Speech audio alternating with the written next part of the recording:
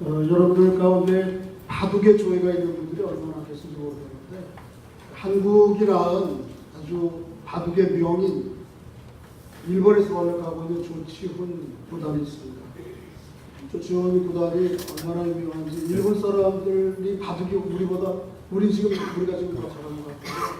한동안은 일본이 앞서갔죠.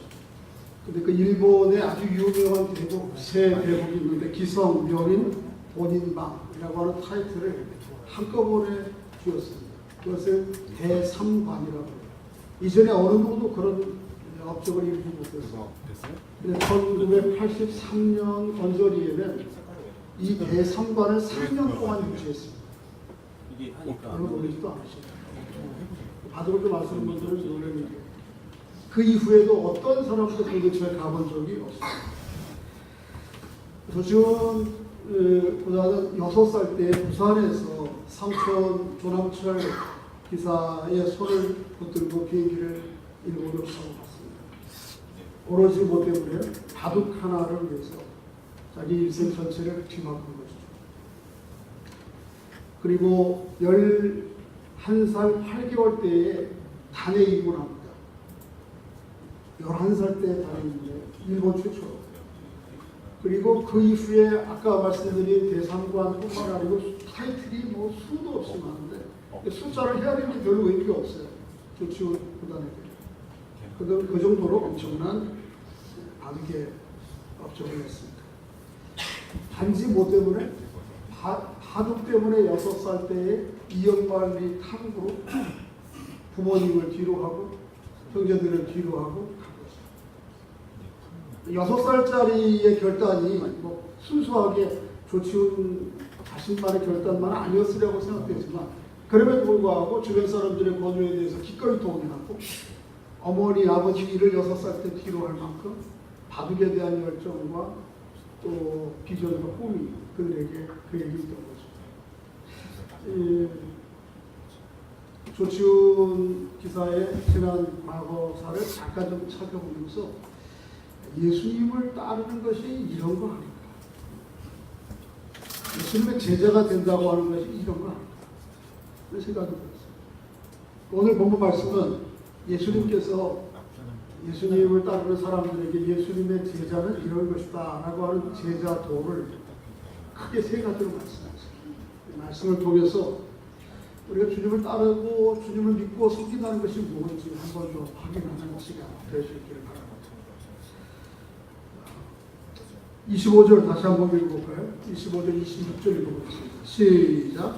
수많은 무리가 함께 갈 때 예수께서 돌이키사 이르시되 물은 내게 오른자라 자기 부모와 처자와 형제와 자매와 거울이 자기 목숨까지 미워하지 능히 내 제자가 되지. 제자도가 무엇인지에 대해서 본격적으로 살피기 전에 먼저 살필 게 하나 있는데 오늘 본문 25절에 보면 수많은 무리가 누구를 따랐어요? 예수님을 따르고 있습니다. 그런데 이 무리라고 하는 말과 대조적으로 26절에는 제자라고 하는 또 다른 호칭이 등장합니다. 성경은 복음서는 무리와 제자들을 구분하고 있습니다. 따르는 무리는 수없이 많지만 진짜 제자는 많지가 않습니다. 저를 보세요. 여러분과 저는 예수님을 따르는 무리 가운데 한 사람입니까? 아니면 진짜 예수님의 말씀을 내 인생에 예수님을 주인으로 여기며 내 인생을 온전히 그분 앞에 맡기고 따라가는 사람, 제자입니다. 다 제자일 수 있기를 바랍니다. 무리와 제자는 이렇게 구분이 됩니다. 요한복음 6장 23절 26절에 이런 말씀입니다. 한번 읽어보겠습니다. 시작. 그러나 유대가에서 배들이 죽게 축사하신 후 여럿이 떡 먹던 그곳에 가까이 무리가 거기에 예수와 함께 있고 제자들도 숨을 보고 곧 배를 타고 이 티베리아 바닷가에서 예수님께서 오병이어의 기적을 행하셨죠. 수많은 사람들이 예수님으로 인해서 떡을 먹었어요. 배불리 먹었어요. 근데 그곳에 찾아오는데 예수님이 안 계시자 예수님이 반대편 가버나움으로 가신 것처럼 여기고 배를 타고 무리들이 예수님을 찾아오십니다. 근데 25절 읽어보겠습니다. 시작. 바다 건너편에서 만나 비어 언제 여기 오셨나이까. 예수께서 대답하여 이르시되 내가 스스로 너희에게 너희가 나를 찾는 것은 표적을 본받게 하지 아니고 떡을 먹고 예수님께서 찾아온 무리들에게 말씀하셨습니다. 너희가 나를 찾는 것은 표적을 볼 까닭이 아니고 먹고 배부를 까닭이다. 무리와 제자는 어떻게 구분되는지 아세요? 예수님으로 인해서 먹고 배부르려고 쫓아가는 사람이 무리들입니다. 그러나 예수님이 행하신 표적을 내 인생의 표적으로 삼고 그것을 쫓아가는 사람들을 제자라고 해요. 여러분과 저는 어느 쪽에 속하는지 모르겠어요. 먹고 배부른 예수님을 위해서 내가 목적하는 것, 기대하는 것, 희망하는 것을 이루기 위해서 쫓는다면 무리 가운데 한 사람일지 몰라요. 그래서 제자는 표적을 보고, 이 표적은 뭐예요? 예수님께서 다른 말씀에서 얘기했듯이 내가 너에게 줄 표적은 딱 한 가지밖에 없다. 요나의 표적. 그게 뭐예요? 요나가 물고기 뱃속에 들어가서 요나의 죽음을 얘기하는 거죠. 3일 만에 어떻게 해요? 살아나는 예수 그리스도의 십자가와 부활의 사건이 따르는 너희들과 세상을 위한 하나님의 구원의 길이라고 하는 것을 신뢰하며 그것을 내 인생의 유일한 표적으로 붙들고 살아가는 것, 이게 제자죠. 환경이 내가 예수님을 인해서 기대하는 바를 얻건 못 얻건 간에 그것을 바라보며 가는 사람들이 제자. 이 제자는 무리는 예수님께서 지금 예루살렘으로 여행을 가시잖아요, 그죠? 근데 예루살렘으로 가는 여정 중에 무리들은 점점 하나씩 떨어져요. 예루살렘이 가까울수록. 예루살렘에 예수님께서 뭐하러 올라가시죠? 십자가에 고난당하시고 죽으시러 가시거든요. 이 의미가 점점 드러날 때마다 무리들은 어떻습니까? 아, 잘못했네, 잘못 들어섰네. 그리고 어떻게 떨어져 나가요, 하나씩 둘씩. 나중에 이 무리 가운데 끝까지 예수님을 따르는 사람들은 없어요. 제자는 어떻습니까? 제자는 예루살렘이 가까우면 가까울수록 더욱 분명히 자기의 삶의 질서를 재정립합니다. 이전에 의미도 없고 미련도 없던 것을 다 내려놓기 시작해요. 오로지 나의 유일한 생의 이유와 목적은 저 표적 대신 예수 그리스도를 아주 지근거리에서, 그리고 그 예수님을 따르는 데 있어서 치러야 될 대가가 있다면 그 대가를 기꺼이 치르겠다고 하는 각오가 점점 더 분명해져요. 이게 무리와 제자의 차이예요. 여러분은 어디 쪽에 있는지 모르겠어요. 아까 고백하신 것처럼 바라기는 우리 모두가 주님의 제자가 될 수 있기를 주의 이름으로 소원합니다. 그러면 주님의 제자로서 따라오려면, 제자가 되려면 어떤 요건이 필요한가? 오늘 본문에 세 가지 얘기하고 있습니다. 하나씩 살펴보겠습니다. 다시 한번 26절 읽어보겠습니다. 시작. 물은 내게 오는 자가 자기 부모와 처자와 형제와 자매와 더욱이 자기 목숨까지 미워하지 아니하면 능히 내 제자가 되지. 33절 있습니다. 시작. 이와 같이 너희 중에 누구든지 자기 모든 소유를 버리지 않으면 능히 내 제자가 되지. 자, 저를 보세요. 예수님을 따르는 제자들의 첫째 요건은 예수님이 내 인생길의 가장 우선적 이유와 목적과 가치냐는 거예요.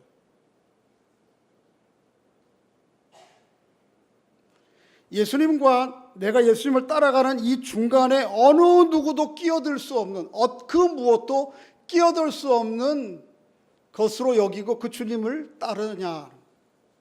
여기 가운데 예수님과 나 사이에 앞서 중간을 내 앞을 가로막을 수 있는 게 오늘 본문에 세 가지 나와요. 첫째는 뭐예요? 부모, 처자, 형제를 사랑하는 것. 우리 사람에게 꼭 필요한 인간관계. 그것조차도 내 앞서 주님과 사이에 앞설 수가 없는 거예요. 만약 그렇게 앞세운다면 그것은 더 이상 주님의 제자가 아닌 것이에요. 두 번째가 뭐예요? 자기 목숨이에요. 자기 목숨조차. 세 번째가 뭐예요? 자기 소유예요. 지난주에 앞에 하나님 나라의 잔치를 가로막는 세 가지가 있었죠. 그죠? 뭐였어요? 밭, 소, 처. 한번 따라해봐요. 밭, 소, 처. 무슨 의미인지 아시죠? 소유, 소는 뭐예요? 자기 일과 성취. 그 다음에 처는 뭐예요? 인간관계, 아주 긴밀한 중요한 인간관계들. 이것들이 하나님 주님을 따라가는 길에 가로막게 되면 주님을 온전히 따르는 제자가 아니에요. 무리는 될 수 있어요. 무리 가운데 하나는. 오늘 본문은 예수님께서 조금 더 우리가 좀 오해할 만한 말씀을 하세요. 다시 한번 읽어보시면 시작. 26절 시작. 모른 내게 오는 자가 자기 부모와 처자와 형제와 자매와 더욱이 자기 목숨을 뭐하면? 저를 보세요.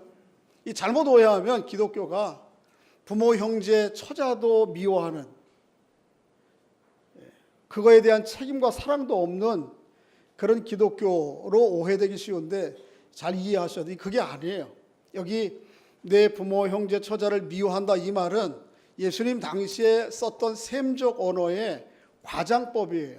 어떤 사실들을 분명하게 사람들에게 확인시켜 주시기 위해서 부모, 형제를 미워하라고? 이게 뭐야? 이렇게 한 번 더 보게 만드는. 그래서 주님을 따르는 것이 그걸 막 그렇게 소중한 것이구나 라고 이렇게 과장법이에요. 잠언서에 보면 이런 말씀이 있어요. 한번 좀 따라해 볼까요? 매를 아끼는 자는 그의 자식을 미워함이라. 매를 아끼는 것은 그의 자녀를 뭐 하는 거라고요? 그러니까 여러분들은 오늘부터 가셔서 애가 좀 잘못하면 있는 몽둥이를 다 끌어다가 두들겨 패야 돼요. 그래야 살아가는 거예요. 이 말씀을 고지그대로 얘기하면. 그 얘기예요? 아니죠. 자녀를 마땅히 훈계할 때 훈계하지 않는 것은 자녀를 사랑하지 않는 것이라고 하는 일종의 과장법을 통해서 이야기하게 하는 거예요. 그러니까 오늘 본문의 말씀에 내 부모와 처녀와 자식과 형제를 미워한다는 말이 그런 의미에서 과장법으로 써서 그렇게 주님을 따르는 것이 부모와 형제와 처자를 사랑하는 것보다 더 우선적인 것이다 라고 하는 걸 얘기하는 거예요. 어때요? 여러분들은 주님의 제자로서 주님의 길을 감에 있어서 여러분들의 부모와 자녀와 처자와 형제 좋은 인간관계들보다 주님을 더 먼저 따르시고 앞서십니까? 그게 제자예요. 두 번째가 뭐죠? 두 번째는 26절 하반절에 보면 내 목숨을 미워하지 않으면 제자가 될 수 없다. 이것도 또 오해하기 쉬워요. 우리 기독교는 이 육신적 목숨을, 인생을 아주 우습게 생각하는 것처럼 쉽게 생각하는 것이 그렇지 않아요. 이것도 일종의 과장법이죠. 그죠? 그래서 사실 오늘 본문 당시에는 예수님을 주로 믿고 따르는 것과 그렇지 않은 것 사이에는 굉장한 치러야 될 대가가 있어요. 예수를 주로 고백하면 집과 동네에서 쫓겨나고 때로는 죽음에 처하는 상황도 있어요. 오늘날도 이슬람권에서 예수를 주로 고백하고 믿는 것은 가정에서 내쫓김을 당하고 때로는 교회 그 공동체에서 어려움을 당할 수 있는 그런 일들이 있어요. 오늘 우리에겐 그런 건 아니죠. 이런 거는 가능해요. 이런 적용은. 자, 저를 보세요. 우리 사람들은 예외 없이 다 모든 것이 내 중심으로 되어야 된다고 하는 이 자기 중심성이 아주 강하게 우리 안에 지배하고 있어요. 그걸 가르쳐서 뭐라냐면 에고라 그래, 에고. 딴 사람들이 고통과 아픔을 당하는 거 상관없이 오로지 누구만을 위해서, 나만을 위해서 모든 게 진행돼야 돼. 그러니까 자기의 그런 아주 얄팍한 즐거움과 욕심과 또 쾌락을 위해서 다른 사람들은 아주 우습게 생각하는, 여러분 그런 에고를 사랑해야 돼요? 미워해야 돼요? 미워해야 되죠. 나 그런 얘기예요. 내 목숨을 미워한다는 말이 그런. 어거스틴이 그런 얘기했잖아요. 사람의 정의를 얘기할 때 호모 사이언스 그런 게 아니고 호모 인코바티스. 인간이라고 하는 존재는 자기 안으로 구부러진 존재, 끝없이 주변의 모든 것들을 대상화해서 끌어들여가지고 자기 이익과 즐거움과 만족을 위해서 사용하려고 하는 힘이 아주 블랙홀처럼 우리 안을 빨아들이고 있는 존재가 우리 사람이에요. 그래서 다른 표현으로 얘기하면 그걸 뭐라고 그러냐면 에고 트립이라고 그래요. 에고 트립. 자기 에고 속으로다가 일평생 계속해서 여행해 가는 거예요. 어떻게 하면 자기 이걸 점점 더 확대하고 깊이 세월해 가려고. 이건 미워해야 돼요. 큰일 나는 거예요. 이거는. 하나님 앞에서도 그렇고 결국은 자기도 파괴하는 것이고 누구 파괴하는 거예요? 다른 사람 다 파괴하고 마는 거예요. 내 오늘의 즐거움을 위해서 딴 사람들이 어떤 처지가 되든 상관이 없어. 이게 에고예요. 그런 에고를 가지고 주님의 제자가 될 수는 없어요. 이게 미워해야 되는 거예요. 뒤로 해야 되는 거예요. 세 번째는 뭐죠? 33절 다시 한번 읽습니다. 시작. 이와 같이 너희 중 누구든지 자기 모든 소유를 버리지 아니하면, 이 말도 또 오해하기 쉬워요. 교회는 자기 재산 팔아가지고 다 내놓으라 그런다. 그럼 다 여러분 거지 되게요? 최근에 지난주 여러분 그 뉴스에 볼지 모르지만 제가 한두 번 우리 설교할 때 말씀드린 적이 있어요. 과천의 어느 기독교 이단인데 무슨 은혜로 교회인가 무슨 교회 신모 목사가 이 땅의 지상 천국을 피지라고 하는 것을, 피지도 아니고 피지의 영어로 얘기하면 피지도 피할 피 한국말로 하여튼 요상하게 지는 땅지에서 피할 땅 그래가지고 가서 그래서 자기 교인들을 300~400명 데리고 가서 재산 다 팔고 간 거예요. 거기가 이제 하나님 나라 천국이라고. 거기 간 사람들이 이게 아니겠거든요. 돌아와야 되겠는데 여권을 뺏고 안 주는 거예요. 그리고 그런 사람들은 집단 폭행해. 자기들 방식으로 이게 좀 제자화가 안 됐다 그러거든요. 여러분 그런 교회 있으면 그냥 미련 없이 돌아서야 돼. 땅 재산 팔아서 교회 바치고 그런 교회는 미련 없이 돌아서죠. 그 교회가 아니에요. 그럴 수가 없어요. 오늘 본문의 목사님, 내 소유를 버리지 아니하면 주님의 제자가 될 수 없다 말씀하셨는데 거꾸로 얘기하시는 거 아니에요? 이 뭘 얘기하는가 하면 물질에 대한 내 소유에 대한 주재권을 하나님 앞에 맡기는 것을 얘기해요. 하나님 우리에게 무모하게 그렇게 다 재산 팔아서 내오라 그러지 않았어요. 하나님이 특별한 마음을 여러분에게 주시면 그럴 수도 있겠죠. 일반적으로 그걸 얘기하는 게 아니고 내게 주어진 소유와 재물에 대한 주권을 하나님 앞에 맡길 수 있느냐 하는 거예요. 어떠세요? 여러분들은 재물을 모든 것이 하나님께로 온 것을 믿으십니까? 동의하세요? 성경에 보면 이 재물과 관련해서 하신 말씀이 많아요. 예수님이 하신 말씀 가운데 신약 성경의 전체 말씀 가운데 6분의 1이 이 물질과 관련한 거예요. 예수님의 비유 가운데는 3분의 1이에요. 이게 물질이 얼마나 우리의 삶 가운데 우리의 영혼과 깊이 관련이 되어 있는가를 우리에게 말씀하세요. 그래서 마틴 루터는 그렇게 얘기했어요. 제일 개혁이 어려운 게 종교개혁자 마틴 루터는 속주머니라고. 사람들의 속주머니. 이게 회개를 안 해. 돌이키질 않아요. 여러분들이 이 물질의 주재권을 하나님 앞에 맡기고 산다는 게 뭐예요? 여러 가지가 있겠지만 교회 전통적으로 쭉 내려온 질서 가운데 하나, 원리 가운데 하나는 뭐냐면 11조예요. 헌물이에요. 그거 이외에도 다 하나님 거예요. 하나님이 주신 거예요. 그러나 이 모든 것들이 하나님의 주권 가운데 오는 것을 고백하는 최소한의 신앙 고백이에요. 어떠세요? 정말 여러분들은 재물의 주재권이 하나님께로부터 인정하는 것으로 고백하세요? 입술의 고백과 삶의 실제가 다르면 이건 참 슬픈 일입니다. 본의 아니게 제가 여러분들 헌금을 어떻게 하는지를 보게 될 기회가 몇 년에 한 번 정도는 있어요. 다도 아니죠, 여러분들. 이번에도 이제 후반기에 청지기 선출 관계 때문에 그래도 교회가 최소한의 이런 요건을 갖춰야 되지 않겠나 싶어서 대상 되시는 분들에게 이렇게 헌금한 내용들을 조심스럽게 살피게 됩니다. 위에서 기도하기 위해서. 제가 그걸 보고 좀 낙심했어요. 그리고 이런 생각까지 들었어요. 한순간이지만 내가 지금 목회하는 게 무슨 의미가 있을까?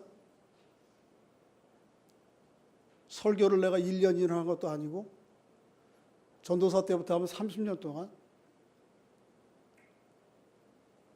그런데 구호와 개념은 도는데 삶은 따르지 않는.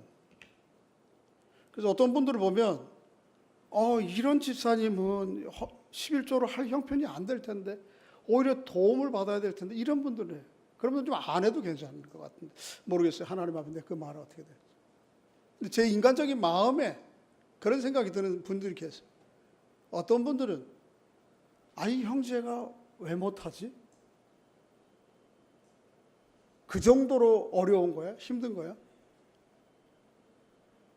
제가 볼 때에는 이거는 소유의 많고 적음의 문제가 아니고 믿음의 결단의 문제예요. 신앙의 문제예요.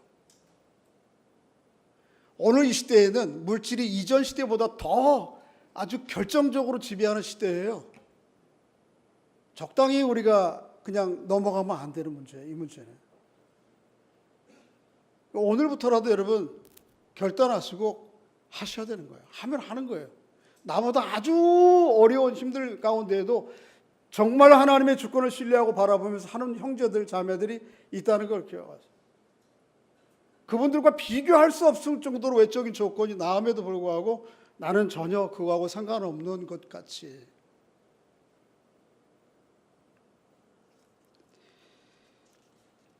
여러분들의 신앙 고백이 하나의 구호가 되지 않도록 하세요.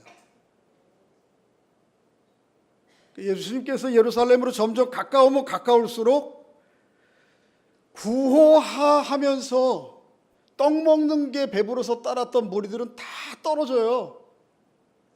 마지막까지 주님의 여행에 이르는 사람이 없어요. 그러나 진실한 제자들은 모든 삶의 주권들을 분명하게 하나님 앞에 맡기고 한 걸음 한 걸음 더 분명하게 예루살렘이 가까우면 가까울수록 점점 더 분명한 길을 가요. 제자의 길을 걸어가는 여러분과 제가 될 수 있기를 주의 이름으로 축복합니다. 두 번째 제자도의 요건은 뭐냐 하면 대가 계산을 하고 대가를 치를 각오를 하라는 거예요. 삶의 최우선 순위를 주님께 두는 것뿐만 아니고 두 번째는 대가를 계산하고 대가를 치를 각오를 하세요. 주님을 믿고 예수를 믿는 것이 그렇게 만만한 문제가 아니에요. 27절 읽어보겠습니다. 시작. 누구든지 자기 십자가를 지고 나를 따르지 않는 자도 능히 내 제자가 되지 못. 주님을 따르고 주님의 길을 가는 제자들은 뭘 하는 거예요? 자기 십자가를 지고 가는 사람. 여러분 저를 보세요. 요즘 십자가는 너무 우리에게 낭만적이에요. 그러니까 목걸이도 하고 귀걸이도 하고 저기 임가사님도 했네. 너무 낭만적이에요. 그러나 오늘 본문 당시 이 말씀을 할 때 십자가는 결코 그렇게 낭만적인 게 아니에요. 이거는 자기가 십자가 처형을 당할 사람이 자기 십자가를 지고 가는 거예요. 이게 얼마나 끔찍한지 몰라요. 사람들이 사람을 죽이는 데 있어서 가장 악랄한 방법으로 그 고통을 가장 길게 느끼며 죽어가도록 고하는 것이 십자가예요. 로마 사람들이 고하는. 그거를 지고 가는 게 이게 얼마나 끔찍한 거예요. 그러니까 십자가는 쳐다보기도 싫은 거예요. 꿈에 나타나긴 것도 끔찍한 일이에요. 이거를 지고 주님을 따르는 게 제자의 길이에요. 그게 낭만적이지 않아요. 그래서 오늘 본문에 두 가지 구체적인 비유를 통해서 말씀하세요. 첫째 비유는 뭔가 하면 어떤 사람들이 건축을 이렇게 짓는데 망대를 짓는데 이 망대 큰 건물을 지을 때에 처음에 공기가 얼마나 들지 예산은 얼마나 들지 내가 이거를 지어낼 수 있는 내게 재물은 있는지 이걸 철저하게 계산하지 않고 지으면 엉망이 되는 거예요. 그 비유를 얘기하시고 또 하나는 어떤 임금이 전쟁을 할 때 나는 우리 군사가 10,000명밖에 없었는데 저쪽은 20,000명이야. 이거 한번 붙어볼까? 한번 전쟁을 치러봐? 안 되지. 이렇게 했다가 다 죽을지. 그러니까 차라리 어떻게? 정치적으로 화해해서 이 문제를 풀고 가야지. 이 두 가지 비유를 말씀하시는 거예요. 첫째는 이 망대를 짓는 비유는 그저 예수님이 지어내는 게 아니고 당시 모든 사람들이 공유할 만한 실제적인 일들이 있는 거예요. 당시 헤롯 대제가 팔레스틴을 지배하고 있었거든요. 이 헤롯 대제는 아주 개인적으로 정치적 야망이 큰 사람이에요. 그리고 건축광이에요. 건축광. 뭐 건물을 짓는 거를 이걸 가지고 치적을 내는 걸 좋아해. 오늘 현대인들도 그러지 않아요? 현대 지도자들도 우리나라 지도자들도 뭐 무슨 도로 누가 냈어? 무슨 뭐 개천 누가 냈어? 무슨 고가도로 누가 냈어? 이러잖아요. 뭘 좀 자기 업적 해놓고 싶은 거지. 그런데 문제는 시작은 했는데 짓지 못하는 거예요. 헤롯이 예루살렘 성을 얼마나 멋지게 지으려고 시작했는지 몰라요. 지금도 거기 가보면 성지순례 가보면 헤롯이 시작했던 예루살렘 성전의 기단부가 아직 남아있어요. 돌 하나가 12m예요. 돌도 나지 않는 그 땅에서 어디서 끌어왔는지 몰라. 그런데 문제는 시작은 해놓고 그래서 사람들이 다 우려하는 거예요. 헤롯은 두 가지 이유 때문에 그래요. 자기 정치적인 야망과 두 번째는 유대인들을 회유하기 위해서 성전을 지으려고 하는. 그런데 걱정은 주변 사람들이 야 저걸 이렇게 시작해가지고 어떻게 진짜 중공을 볼 거야? 보기나 할 거야? 여러분 지나다니다 큰 건물 짓다가 멈춰져 있는 거 보면 참 한심스럽잖아요. 그런 걱정들을 하고 있는 거예요. 근데 만일 우리가 주님을 따르는 일에 주님의 제자의 길을 나섰기는 했는데 이 주님의 제자의 길을 감에 있어서 치러야 될 비용이 얼마인지 대가가 무엇인지 그걸 치러될 각오가 없으면 그렇게 아주 우스운 일이 되고 만다는 거예요. 우리 그리스도인의 삶이. 또 하나는 뭐예요? 전쟁이에요. 이 전쟁도 당시 사람들이 이 비유를 얘기할 때 딱 한 번에 오는 거예요. 이스라엘 백성들은 BC 586년 이후에 바벨론의 포로가 되고 나라를 빼앗긴 이래에 나라가 없었어요. 그래서 그들은 이 나라를 좀 회복하는 게 아주 꿈이었어요. 실제적으로 열심당원이라고 하는 사람들을 통해서 정치적, 물리적 봉기를 일으키고 때로는 테러를 하고 해서 나라를 회복하려고 했어요. 실제적으로 BC 67년경에 메카비라고 하는 형제 주도하에서 당시 헬라 나라에 반역을 일으켜서 예루살렘 땅을 자치할 수 있는 시절이 있었어요. 한 100여 년. 근데 또 로마가 지배하고 나니까 나라를 다 빼앗긴 거죠. 근데 로마는 헬라하고 또 비교할 수 없는 나라예요. 근데 이스라엘 사람들 가운데에는 여전히 그 열심당원이 제가 지난주에 말씀드렸던 그 벤허에 나오는 그 열심당원처럼 한 번 저 로마의 황제와 총독을 암살하고 죽인 다음에 우리 이스라엘을 회복할 수 있을 것이라고 하는 꿈을 꾸고 도모하는 사람들이 있던 거죠. 근데 비교가 안 되는 거예요, 이거는. 그죠? 이스라엘의 기껏 모아봐야 뭐 몇천 명, 몇만 명 했는데 로마라고 하는 제국은 철의 제국이에요, 이게. 근데 거기 한번 붙어보겠다. 근데 실제적으로 그런 일이 있었어요. 이 예수님 말씀이 있고 난 이후에 나중에. AD 한 67년, 3년경인가요? 예루살렘에서 이스라엘 백성들이 폭동을 일으키고 로마들과 전쟁을 일으켜서 결국은 나중에 로마가 밀고 들어오니까 이 사람들이 어디로 도망가죠? 사해 근처에 마사다라고 하는 요새로 도망가죠. 3년 동안 항거하고 항복 안 합니다. 결국 유다, 이 아주 바위 위에 세워진 요새거든요.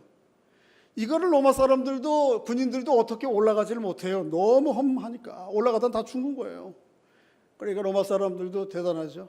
히브리 노예들을, 유대인 노예들을 시켜서 이쪽 산에서 이쪽 요새까지를 둔턱을 만들어 가요. 싸가요. 이게 3년 동안. 그리고는 나중에는 어떻게 하죠? 기어 올라가는 게 아니고 수평으로 들어가서 마사다를 점령해요. 마사다에 들어가서 놀란 것은 뭐냐면 산 사람이 하나도 없어요. 다 죽었어요. 936명이. 유대인들이 어떤 마음인가 하면 이방 사람들의 손에 죽니 차라리 우리가 죽자. 이거 다 자결한 거예요. 어쨌든 내용은 그렇고 그렇게 수천 명, 수백 명 가지고 로마에 대항할 수가 없는 거예요. 그럴 때는 어떻게 해야 돼요? 화해해야지, 정치적으로. 예수 그리스도를 따라가는 것이 과정이 그런 거예요. 이게 만만한 게 아니에요. 거기에 치러야 될 대가들이 있어요. 계산해 보고 시작하셔야 돼요. 27절에 보면 아까 다시 한번 읽어볼까요? 시작. 누구든지 자기 십자가를 지고 나를 따르지 않는 자도 내게 능히 제자가 되지 못하리라. 거기에 나를 따르다, 가다, 지다 이러는 말이 다 현재형으로 되어 있어요. 오늘 내가 예수 믿기로 옛날에 신앙 고백하고 세례받을 때 그게 아니고요. 매 순간 이 하나님 앞에 치러야 될 대가가 무엇인지를 진지하게 받아들이고 그것을 기꺼이 지는, 십자가를 지는 삶을 살아갈 것을 얘기하는 거예요. 이게 두 번째 주님이 우리에게 요구하시는 제자도예요. 첫째가 뭐였어요? 주님이 내 모든 것의 우선순위가 될 수 있느냐. 두 번째는 치러야 될 대가를 마땅히 치르느냐. 명색만, 구호만 내가 제자라고 하는 건 별 의미가 없어요. 마지막 한 가지가 더 있는데 예수님의 제자는 예수님의 제자다운 맛이 있어야 돼요. 그게 오늘 본문 마지막 부분에서 얘기하고 있는 것입니다. 34절, 35절 같이 읽어보겠습니다. 시작. 소금이 좋은 것이나 소금도 만일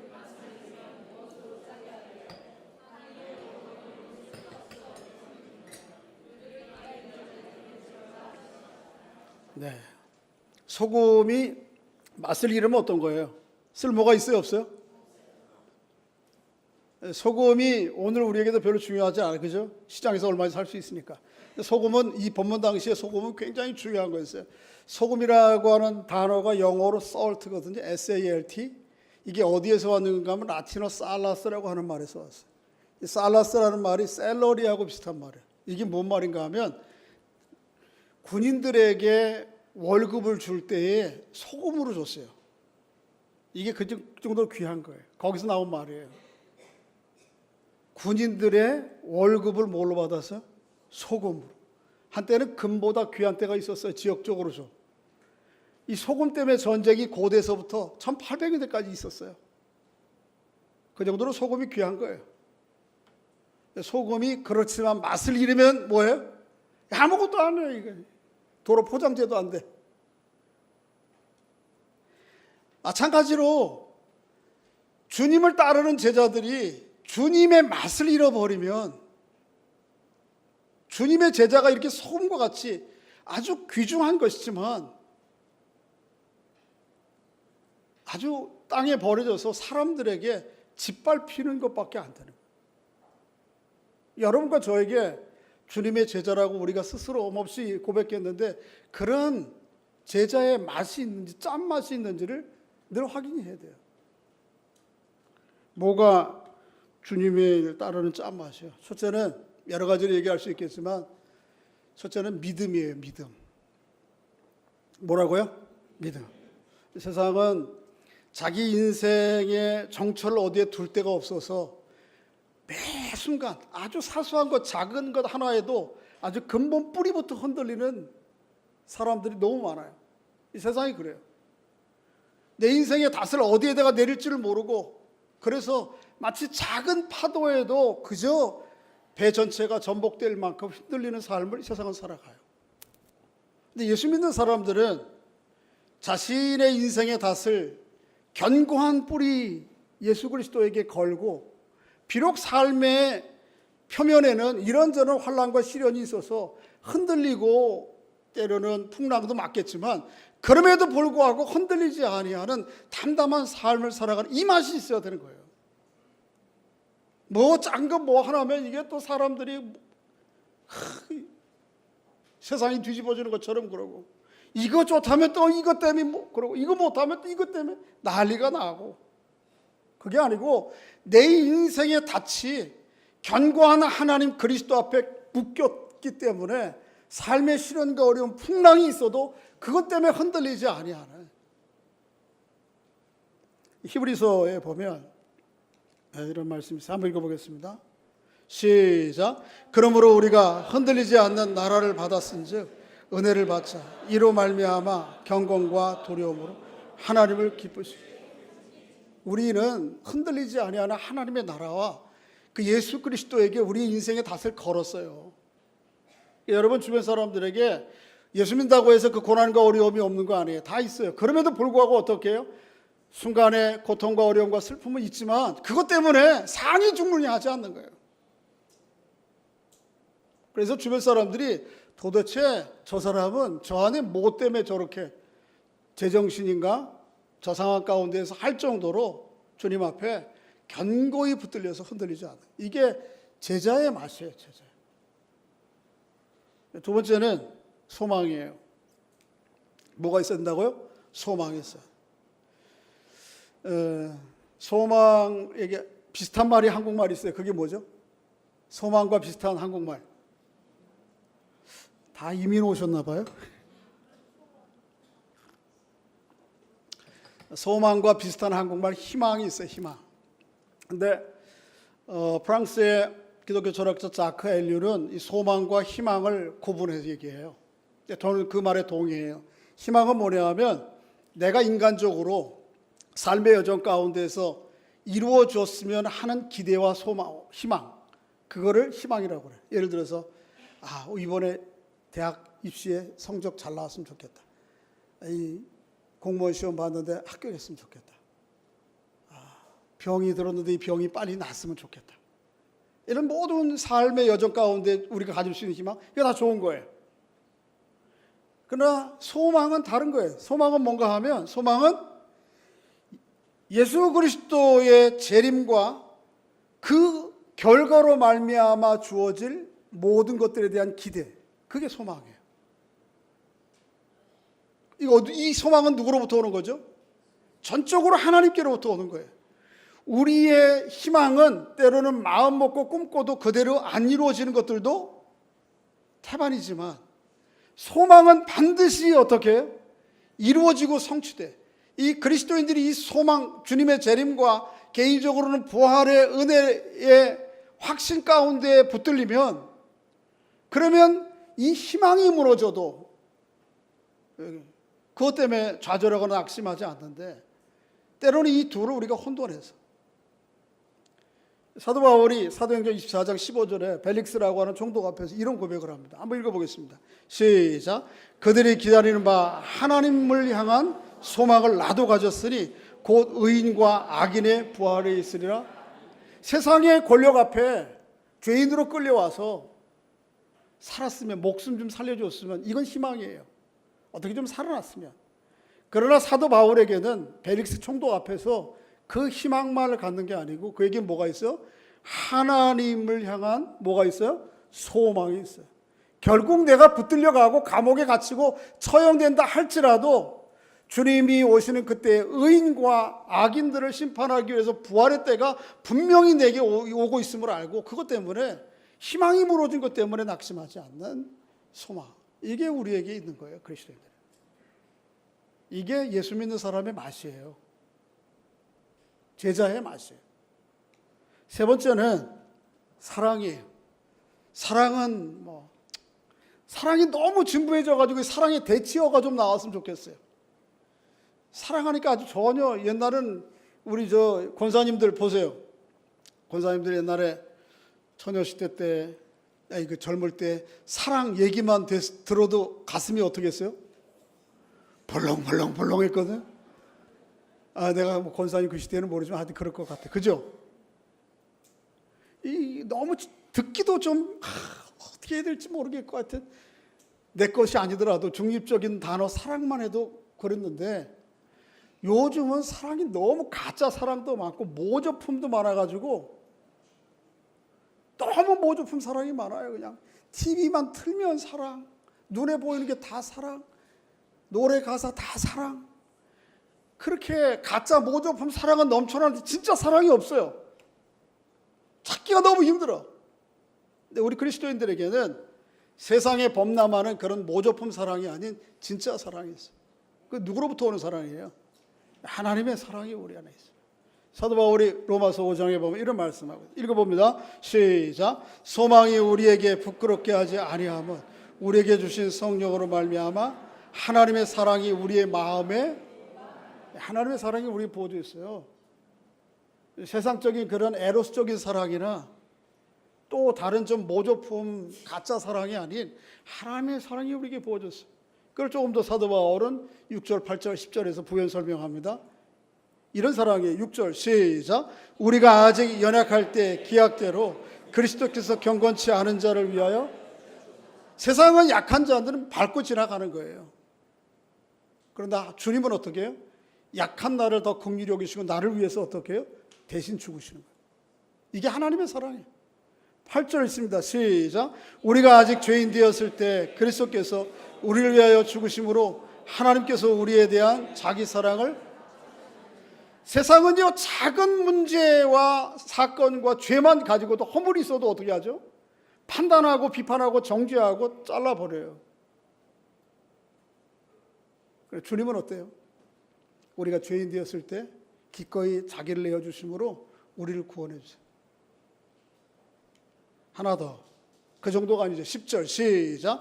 곧 우리가 원수 되었을 때 그의 아들의 죽으심으로 말미암아 하나님과 화목하게 되었은즉 화목하게 된 자로서 더욱 그의 살아심으로 말미암아 구원을, 우리가 원수 되었을 때 약한 정도가 아니고 하나님 앞에 죄인으로 살 때가 아니고 하나님 앞에 삿대질하며 당신 필요 없어라고 뒤돌아서서 내 마음대로 살 때 주님이 기꺼이 우리를 찾아오셔서 우리를 구원해 주신 사람. 이게 제자 안에 있는 제자 예수님의 맛이에요.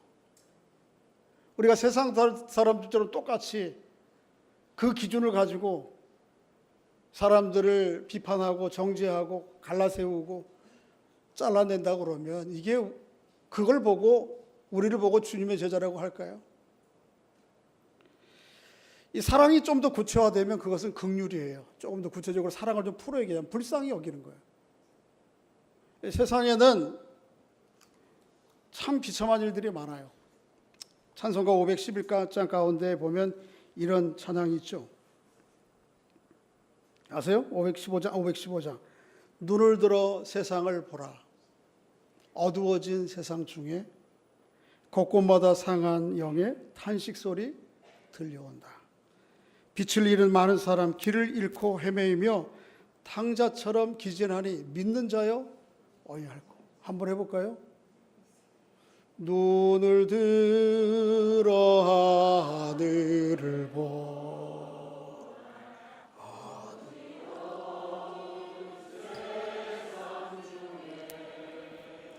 곳곳마 상한 영에 상하며 탄식 소리 들려온다. 탄식 소리 들려. 빛을 잃은 많은 사람 길을 잃고 헤매며 빛을 잃은 많은 사람 길을 잃고 탕자처럼 기진하니 믿는 자여 어찌할꼬. 탕자처럼 기지 믿는 자여. 세상에서 일어나는 슬픔과 정처 없이 고통과 탄식하는 그것을 보고 저거는 나하고 상관없어 이렇게 여기는 사람은 예수님을 따르는 무리예요. 세상의 모든 고통과 아픔들을 그럼에도 불구하고 어떻게 믿는 자여 어떻게 할꼬. 하나님의 마음으로 긍휼히 여기며 다가가는 것이 제자예요.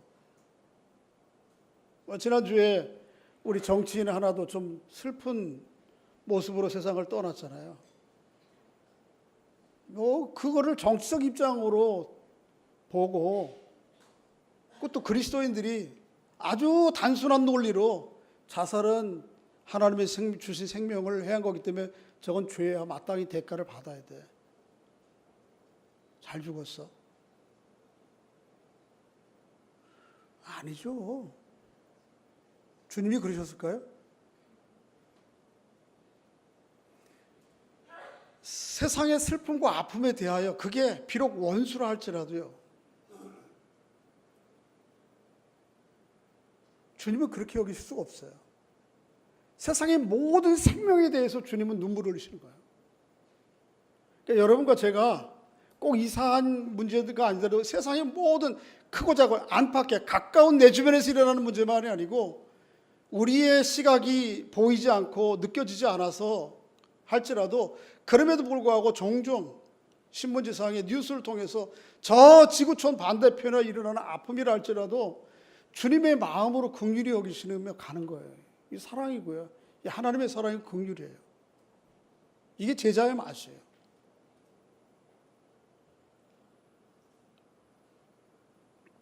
그러니까 목사님, 그럼 세상에 다 문제 끌어안고 있으면 맨날 눈물만 흘리고 짓 물리지 않겠어요? 할 수 있으면 그렇게 사는 게 그리스도인이에요. 우리 못해서 문제지. 마지막으로 한 가지 더는 사랑은 좀 더 구체적으로 표현하면 섬김으로 나타나요. 섬김으로. 세상은요, 이 원리에 따라서 이루어져 가요. 읽어보겠습니다. 시작. 예수께서 제자들을 불러다가 이르시되 이방인의 집권자들이 그들을 임의로 주가나 그 고관들이 그들에게 권세를 부리는 줄은 너희. 세상은 이 원리에 따라서 이방의 집권자들, 이런저런 모양으로 힘이 있고 또 가진 사람들이 그렇지 못한 사람들을 어떻게 하죠? 임의로 주관하고 지배해요. 권세를 어떤 모양이든지 그게 사회적 지위든 지식의 문제든 돈이든 나이든 공동체 안에서의 어떤 직분이든 이게 이 원리가 세상이 돌아가 이렇게.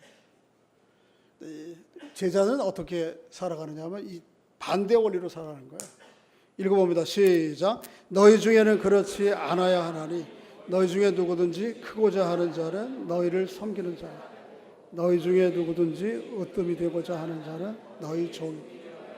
오히려 이런저런 모양의 자리에 있고 힘이 주어진 사람들이 그렇지 못한 사람들을 뭐하게 해요? 섬기는 거예요. 하나님이 왜 여러분들을 똑똑하게 하셨는지 아세요?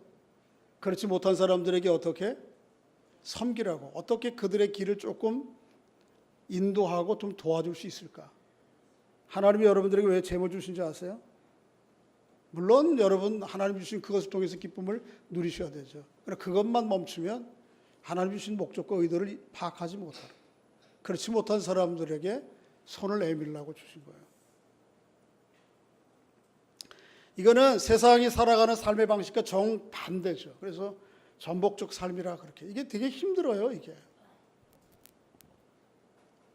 그렇지만 그럼에도 불구하고 예수의 제자된 교회가 이 맛을 잃어버리면 세상 사람들의 발밑에 버려져서 비난받고 밟히고 마는 거예요. 여러분들이 좀 힘들어도 이 길을 힘껏 가셔야 돼요. 여러분과 제가. 언제라도 이 세상은 이런 상황이에요. 예수님을 따라가는 제자도가 사순위로 물릴 수 있는 이런 세상이에요. 그죠? 앞에서 얘기한 거 뭐 있어요? 밭, 소, 처, 그 다음에 누구? 예수. 이렇게 할 수 있어요. 오늘 본문은 뭐라 그래요? 너에게 소중한 인간관계, 그 다음에 뭐 내 보신, 목숨, 그 다음에 뭐 재물, 이거 쌓는 거, 그 다음에 예수. 너무 심각하니까 제가 조크 하나 할까요? 상황이. 요즘 남자들이 몇 순위예요, 집에서? 우리 김영희 집사님. 김영희 집사님 개가 없나? 우리 정재건 집사님 집에서 서열이 몇 순위예요? 착각하지 마세요. 1순위라고. 4순위예요, 4순위. 권사님 오해하지 마세요. 또 제가 조크하려고 하는 거. 첫째가 누구냐면 누구죠? 아이들이에요. 손자, 손녀. 집안에서 최고. 모든 그 얘들 중심으로 이루어져야 돼. 두 번째가 누구? 와이프 아니면 엄마. 세 번째가 뭔지 아세요? 어떻게 하셨어요? 강아지. 네 번째가 누구예요? 아버지 아니면 남편. 이 세상이 좀 뭔가 좀 문제가 있죠. 마찬가지로 예수도 언제라도 사순위로 물릴 수 있는 세상에 밀어낼 수 있는 세상이에요. 예? 밭, 소, 처, 그 다음에 예수. 그거 해결된 다음에 그 다음에 또 예수 찾지도 않아. 사실은 그런데 언제라도 이렇게 모든 좋은 인간관계, 내 보신, 내가 재물을 쌓아가는 거, 이것저것 마련하는 거, 그 다음에 예수. 그게 무슨 제자예요?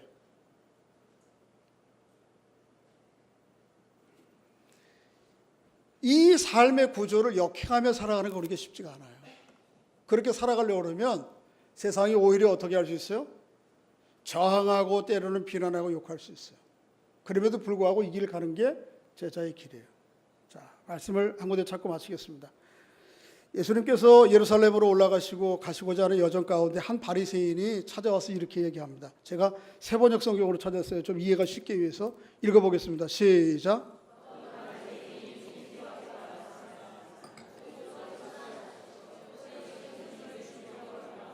예수님이 가는 이 여정 가운데를 헤롯 왕이 동의를 못하고 죽이려고 하는 거예요.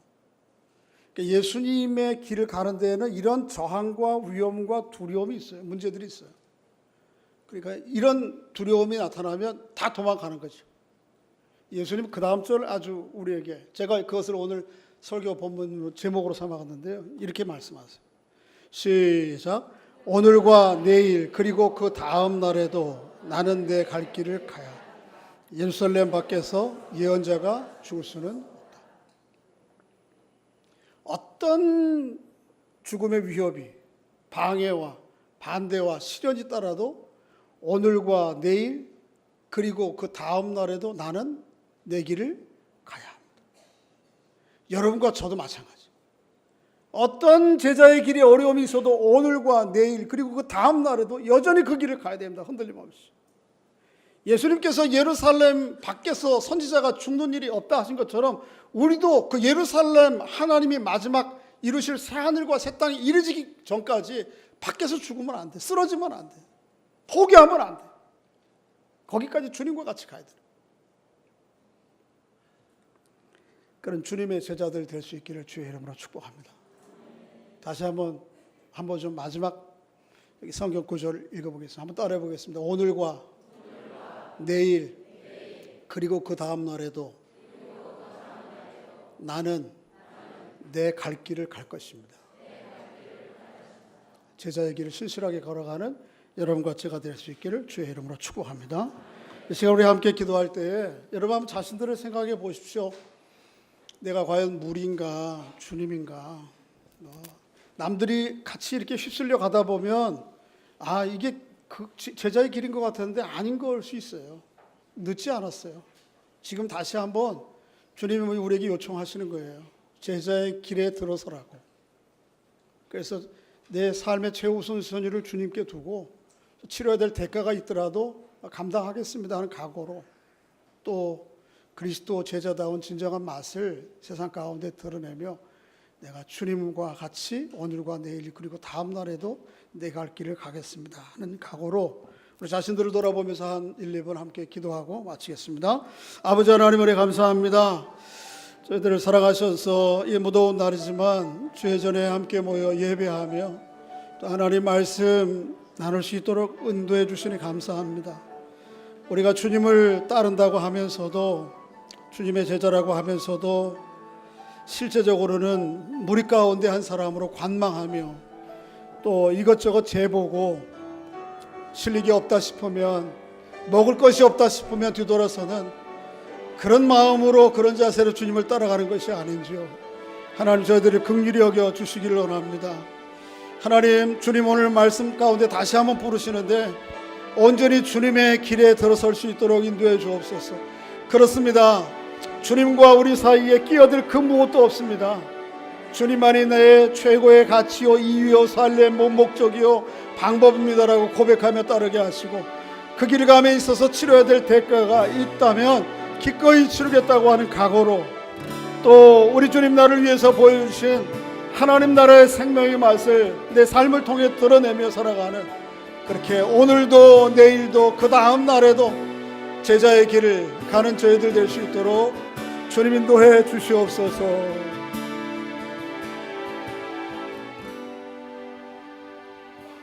아버지 하나님, 다른 사람들과 함께 무리 섞여 가다 보니 이게 제자의 길이 아님에도 불구하고 착각하며 살아오지는 않았는지 주님 저희들을 긍휼히 여겨 주시길 원합니다. 주님과 나 사이를 가로막을 앞설 그 무엇도 없습니다. 주님이 내 삶의 이유와 목적과 또 방법이요 길입니다. 그렇게 고백하며 신실하게 주님을 따르는 저희들 될 수 있도록 은혜를 베풀어 주시옵소서. 이 여정 가운데 치러야 될 대가가 있다면 기꺼이 치르겠습니다. 또 우리 안에 주신 하나님의 생명의 놀라운 은혜들을 또 내 삶을 통해서 드러내며 즐겁게 이 길을 가는 저희들 되도록 인도해 주옵소서. 여정 가운데 어떤 시련과 또 역경과 장애가 있다 할지라도 오늘과 내일 그리고 그 다음 날에도 나는 주의 제자의 길을 가겠습니다라고 주님 앞에 고백하며 신실하게 주를 따르는 저희 모두가 될 수 있도록 은혜를 베풀어 주시옵소서. 예수님의 이름으로 기도하옵나이다. 아멘.